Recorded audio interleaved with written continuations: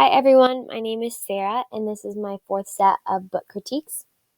This week I decided to do my critiques on cultural books, specifically Latino cultural books. So after I graduate from Franciscan, I plan on coming back to the Central Valley of California, where there is a dense population of Mexican Americans. So I decided to do this set of critiques on books that have really received awards for portraying, affirming, and just celebrating Latino culture. My featured text is The Tequila Worm by Viola Canales. This is a fiction book that has received many awards, including the Americas Award Honorable Mention, a Pirabella Award for Writing, a Notable Children's Book Award, and a Judy Lopez Memorial Award. So this book is about a young Mexican-American girl living in Texas who goes through many trials, and it just really depicts how each of these trials have taught her to embrace her Mexican culture. So the first lesson that I would do would be a guided reading lesson.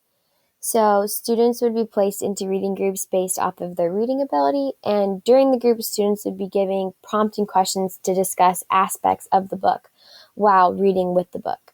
So the prompting questions would be questions like about the plot, moral dilemmas, compare and contrast, recurring themes, and comprehension questions.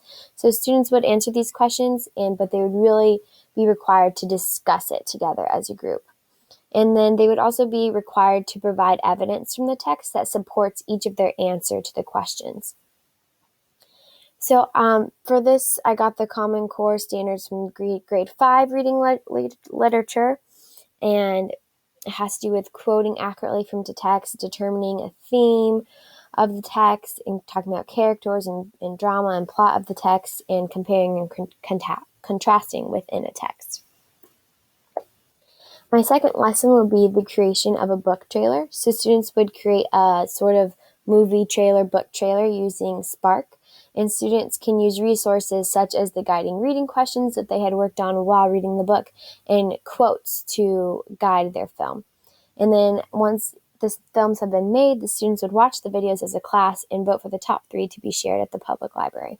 So this was also from grade 5, having to do with writing, and it has to do with writing about explaining a topic and conveying ideas clearly, and developing the topic with facts and details and quotations and just other solid examples.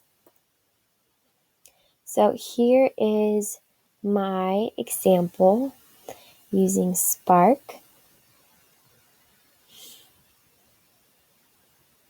This was my first time using Spark, and it was relatively easy. It's also pretty simple. So here's mine.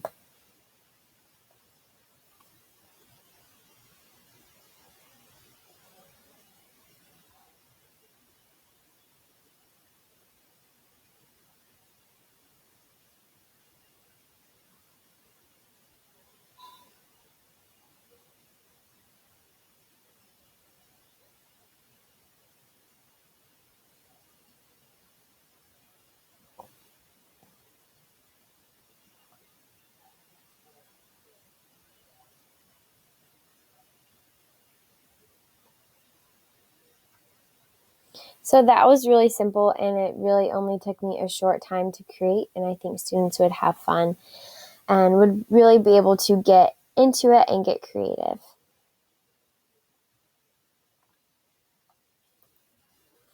So some other texts from this critique include Grandma's Gift, which is written and illustrated by Eric Velasquez.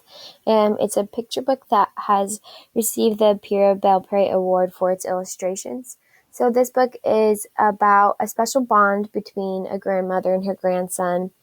And the grandson is inspired to become an artist after he discovers a painting done by a Latino artist. My next book is Return to Sender by Julia Alvarez. This is a fiction book that received a Pira Belpré Award. So Return to Sender shows the friendship that grows between two children from two very different cultures and backgrounds. One was born in America, and the other is a Mexican immigrant. My next book is called Chato's Kitchen by Gary Soto and illustrated by Susan Guevara. This is a picture book, and it also received a Pira Belpré Award.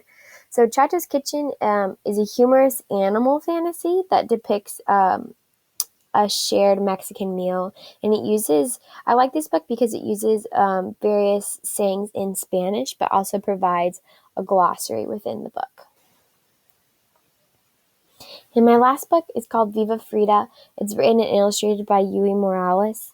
This is a nonfiction book, and it's received a Pira Belpré Award and a Caldecott Honor Award. So this book is pretty simple. It's just a picture book that translates few everyday sayings from Spanish into English. So as you can see here, it says juego, I play, and I live.